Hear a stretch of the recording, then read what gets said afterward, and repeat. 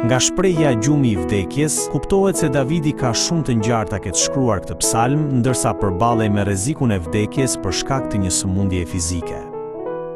Ai e përsërit 4 herë pyetjen që fillon me fjalët deri kur, duke shprehur dhimbjen e një vuajtjeje që dukej sikur nuk do të merrte fund. Por, nëse I shohim me kujdes pyetjet e tij, kuptojmë se ajo që e mundonte më shumë nuk ishte vetë sëmundja apo shqetësimi. Dhimbja më e madhe ishte ndjenja se Perëndia e kishte harruar dhe se e kishte fshehur fytyrën prej tij. Edhe ne përpiqemi të jetojmë sipas vullnetit Perëndis, por ndonjëherë, përballë vështirësive të jetës, mund të ndihemi sikur Perëndia nuk është pranë nesh. Madje mund të duket sikur vetë problemet tona po tallen me ne sikur kanë fituar mbi ne. Megjithatë, ajo që ka më shumë rëndësi është se Davidi nuk pushoi së luturi. Problemet e jetës, të cilat ai I quan armiqtë e mi, nuk e zhytën në gjumin shpirtëror të vdekjes.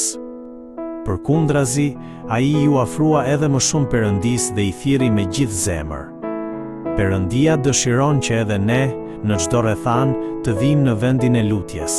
Prandaj, le të vazhdojmë të kërkojmë përgjigjen e Tij deri në fund, dhe t'i lutemi që t'i ndriçojë sytë tanë.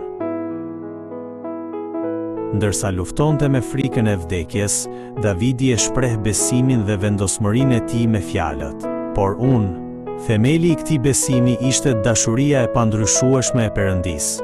Ai besonte se Perëndia, I cili e kishte mbuluar me dashuri në të kaluarën, do ta shpëtonte edhe në atë situatë të dëshpëruar me të njëjtën dashuri.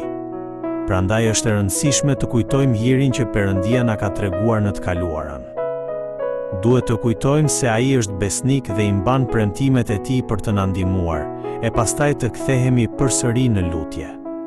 Atëherë paqja e Perëndis, e cila te I kalon çdo zgjuarsie, do t'i ruaj zemrat dhe mendjet tona në Krishtin Jezus dhe do t'na mbush me gëzim dhe falënderim.